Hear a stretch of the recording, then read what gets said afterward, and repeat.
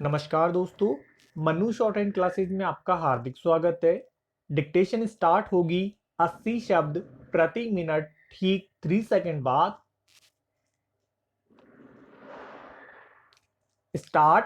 उपाध्यक्ष महोदय, मैंने एक संशोधन को सूचना दी थी। उसमें जो विचार निहित है उसको मैं 2 शब्दों में रखना चाहता हूँ। इस विवाद ने जिस तरह का स्वरूप धारण किया है, मैं समझता हूँ कि मेरे मित्र श्री प्रकाशवीर शास्त्री ने जब यह प्रस्ताव प्रस्तुत किया था तो शायद उन्हें इस बात की कल्पना नहीं होगी कि यह विवाद इस तरह का रूप धारण कर लेगा।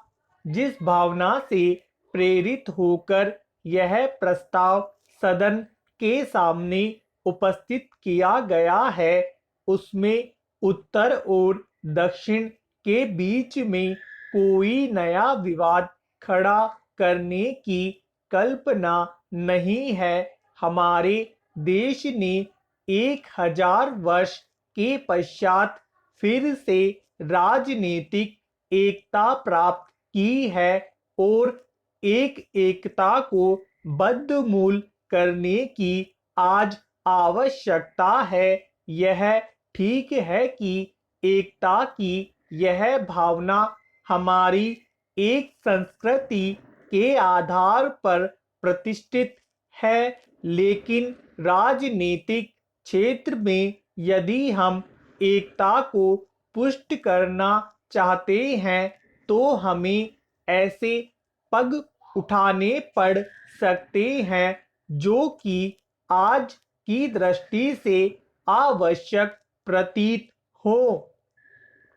हमारे महामहिम राष्ट्रपति जी ने कुछ वर्षों से दक्षिण में जाकर स्वतंत्रता दिवस मनाने का संकल्प किया है और संपूर्ण देश ने उनके इस निर्णय का स्वागत किया है कि वह वर्ष में एक बार नई दिल्ली से बाहर जाएं, किसी दूसरे प्रदेश में, और वहां की जनता को भी उनके प्रत्यक्ष संपर्क में आकर इस बात का अनुभव हो कि वस्तुतः हमारी जो एकता है वह स्थायी एकता है, व्यवहार्य एकता जो कि क्षण प्रति क्षण हमारे अनुभव में आती है।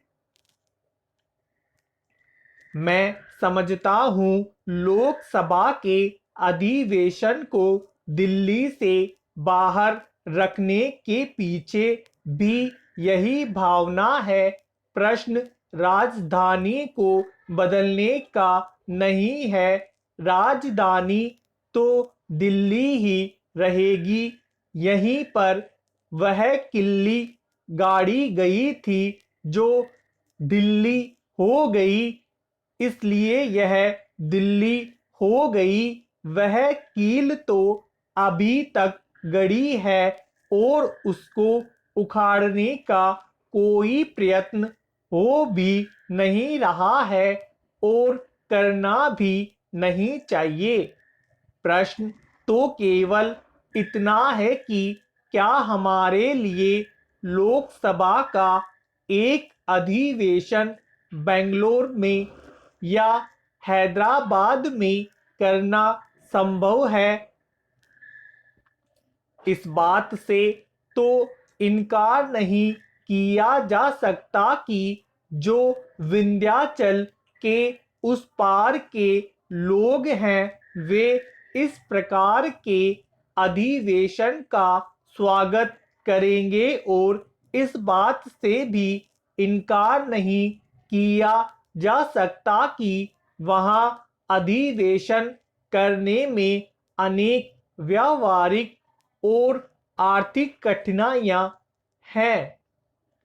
धन्यवाद दोस्तों, लाइक और शेयर जरूर करें।